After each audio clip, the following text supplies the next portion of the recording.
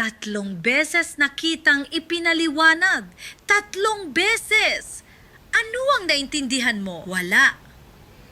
Pero nag-practice tala ako, na-ensayo ako, nag-arala ako.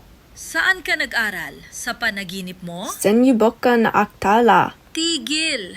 Tigil! Kahit ang 3 taong gulang kong kapitbahay ay mas mahusay magsalita kaysa sayo. Kumakain pa nga siya ng maliliit na bato. Pasensya na. Tingnan mo ako sa mata at sabihin mo ulit sa Tagalog. Sige, maghihintay ako. Buong araw akong may oras. Sa tingin ko.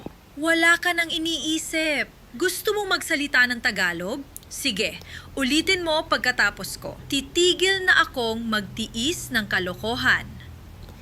Titigil na akong magtis kalokohan. Masyado kang mabagal. Pero ayos lang, isara mo ang notebook mo at uminom ka ng tubig. Matutulog muna ako. Sandali, napagod mo ako. Too slow is good.